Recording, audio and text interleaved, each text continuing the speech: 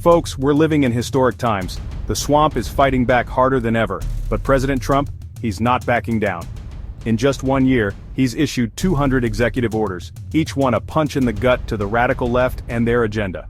They thought they could silence him, but the people have spoken, and President Trump is back in the White House, fighting for the forgotten men and women of this country.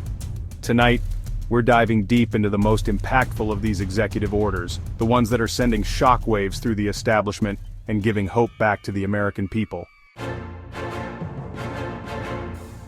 Right out of the gate, President Trump made it clear.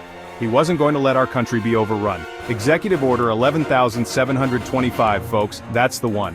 The wall is back, bigger and stronger than ever. Not a concrete wall this time, no sir. This is steel, American steel, and it's sending a message. America is closed for business to illegal immigration. The left, they're having a meltdown, calling it inhumane, un-American. But you know what's inhumane? Open borders, that's what. Open borders mean drugs pouring across our southern border, poisoning our communities. They mean criminals, dangerous criminals, preying on innocent Americans. President Trump sees what's happening, and he's not afraid to stand up and fight for our safety, for our sovereignty. Let's be clear, sanctuary cities are harboring criminals. They're safe havens for people who have broken our laws, who have no right to be here in the first place. But not anymore, not on President Trump's watch. Executive Order 11,748, it's a game changer. It cuts off federal funding to these sanctuary cities, these cities that think they can operate outside the law. They want to protect criminals? Fine. But they're not going to do it with your tax dollars. The mainstream media, they're predictably outraged. They say it's cruel, that it punishes innocent people. But what about the innocent Americans, the victims of crimes committed by illegal immigrants? For years, folks, our jobs have been shipped overseas. China's been laughing all the way to the bank while American workers struggle to put food on the table. Well, those days are over. Executive Order 11,762, this is about bringing back American manufacturing. Tariffs, folks, that's how you do it. We slap tariffs on goods coming in from China, and suddenly, American-made products are competitive again. The Democrats, they're screaming bloody murder. They say it's a trade war, that it's going to hurt the economy. But you know what hurts the economy? Millions of Americans out of work, that's what. The pharmaceutical companies, Big Pharma, they've been price gouging us for too long.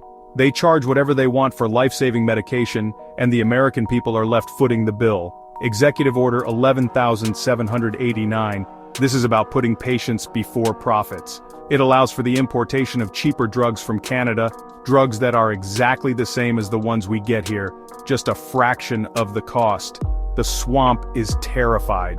They're throwing everything they've got at President Trump trying to stop this executive order from going through. Why? Because it cuts into their bottom line, that's why. Career politicians, folks, they're the problem. They go to Washington and forget who sent them there. They get rich off the backs of hardworking Americans while the country crumbles around them.